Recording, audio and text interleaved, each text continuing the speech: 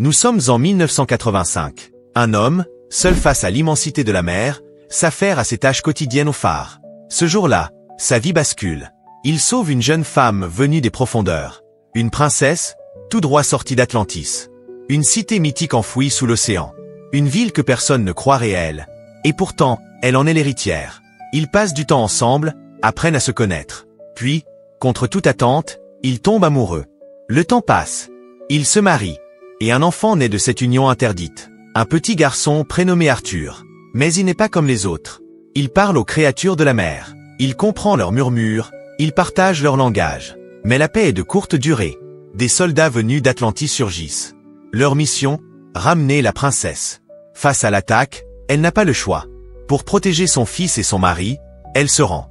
Si elle résistait, il les aurait tués. Le cœur brisé, elle abandonne sa famille. Mais avant de partir, elle confie Arthur à son conseiller de confiance. Elle lui fait une seule demande. Apprends-lui à se battre. Qu'il devienne un guerrier. Comme nous. Les années passent. Arthur est désormais adulte. Un message lui parvient. Il est invité à revenir à Atlantis. Tu es le premier-né. Tu pourrais devenir roi. Mais Arthur refuse. Pour lui, Atlantis est une plaie ouverte. Ma mère est morte parce qu'elle a aimé un humain. Et moi, je ne suis qu'un bâtard à moitié homme. Je ne reviendrai jamais. Pendant ce temps, au large, des pirates attaquent un sous-marin russe. Arthur intervient. Il les affronte sans merci, et tue leur chef. Mais son fils, David, est témoin de la scène. Il voit Arthur, l'homme qui a tué son père. À cet instant, il jure de se venger. Un autre personnage entre en scène, Orm, le futur roi d'Atlantis.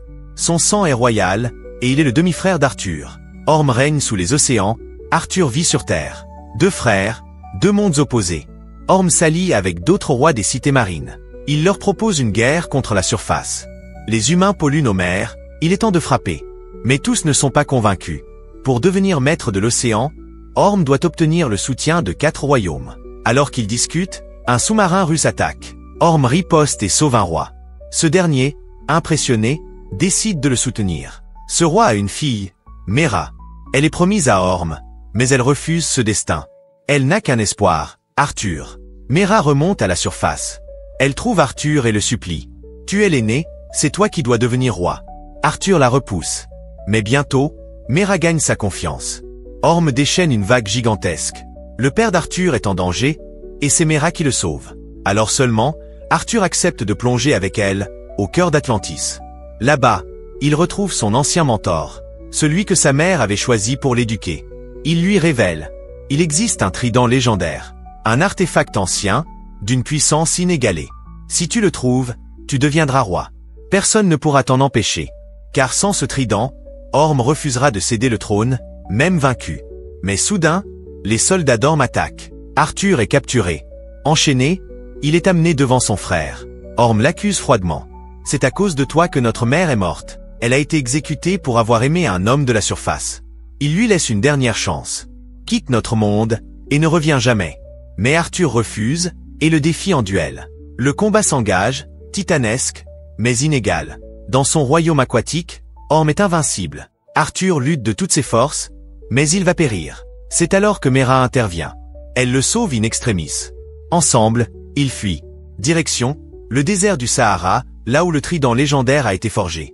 C'est là que commence leur quête pour retrouver le trident perdu. Arthur et Mera y découvrent un message holographique enfoui dans les sables brûlants. Il leur révèle leur prochaine destination, l'Italie. C'est là-bas, caché quelque part entre les pierres antiques, que se trouvent les coordonnées du trident. Une arme ancienne, semblable à une lance, chargée de pouvoirs mystiques capables de soumettre les océans. Pendant ce temps, dans les profondeurs, Orm scelle une alliance funeste avec David, le fils du pirate que Arthur a tué. Animé d'un désir de vengeance brûlant, David accepte. Et c'est là qu'un sinistre secret éclate. L'attaque du sous-marin russe n'était qu'un coup monté. Un stratagème signé Orm. David devait attaquer le roi, Orm devait le sauver, et ainsi gagner son soutien. La manipulation parfaite. En gage de cette alliance, Orm remet à David une armure de guerre atlante, une technologie de pointe conçue pour les êtres aquatiques. Une arme vivante. David l'essaie, et un sourire cruel se dessine sur son visage. L'heure de la vengeance a sonné. De son côté, Orm poursuit sa campagne de conquête. Il assassine le roi du royaume des pêcheurs pour forcer la reine et sa fille à le suivre. Elles n'ont plus le choix. Il leur ordonne de lever une armée. David, quant à lui, transforme son armure en un costume terrifiant, noir et tranchant comme une lame abyssale. Il se donne un nouveau nom, Black Manta. Désormais, il est prêt à traquer Aquaman jusqu'au bout du monde. C'est en Italie que la confrontation éclate. Arthur et Mera, en pleine quête des coordonnées, sont pris par surprise. Le combat est brutal, destructeur, sanglant. Mais à la fin, Arthur projette David du haut d'une falaise. Le silence revient. Arthur est blessé. Mera pense ses plaies. Et dans un murmure, elle le secoue. Tu es né pour être roi. Tu ne peux plus fuir ton destin. Ensemble, ils reprennent la route du Trident. Un voyage périlleux, semé de monstres, de pièges. Jusqu'à ce qu'ils atteignent le centre même de la Terre. Là, dans une lumière rougeâtre et irréelle, se produit l'impossible. Ils retrouvent la reine Atlanna, la mère d'Arthur. Disparue depuis des années, vivante au cœur du gouffre, là où aucun humain n'a jamais survécu. L'émotion est brute, déchirante. Une mère, un fils, une étreinte après des années de silence. Le Trident est proche. Mais Arthur doit y aller seul. Ni Mera, ni sa mère ne peuvent franchir cette ultime épreuve. Il entre et affronte Léviathan, un monstre gigantesque, gardien du Trident. Un croisement cauchemardesque entre un dragon et un serpent des abysses. Sa voix résonne. Tous ceux qui sont venus avant toi sont morts. Mais Arthur n'est pas comme les autres. Il a ce don unique, parler aux créatures de la mer. Tu m'entends ? Demande Léviathan, surpris. Personne ne m'a jamais entendu. Arthur le regarde droit dans les yeux. Il ne recule pas. Il affirme sa valeur. Il ne quémande pas le pouvoir, il incarne l'espoir. Il est l'héritier. Le gardien des sept mers. Touché par sa détermination, Léviathan s'incline. Arthur saisit le trident. Une vague d'énergie le traverse, sa tenue change. Il n'est plus un homme, il est le roi des océans. Et alors que les royaumes marins acclament Orm comme maître des océans, la rumeur court. Le trident est revenu, et il est entre les mains d'Arthur. La loi est claire. Celui qui possède le trident est le roi légitime.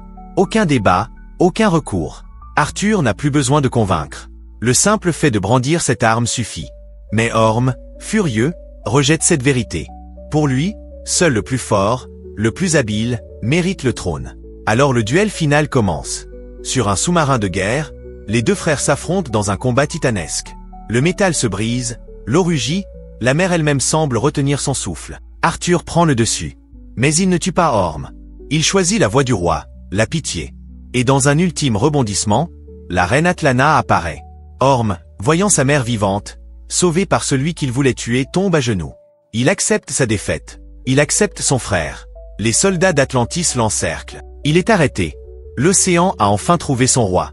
Et Arthur? Il regarde vers l'horizon. Ce n'est pas seulement son royaume, c'est son devoir, son héritage. Si ce résumé du film Aquaman t'a transporté, like, abonne-toi, et dis-nous ce que tu en as pensé en commentaire. Merci d'avoir regardé.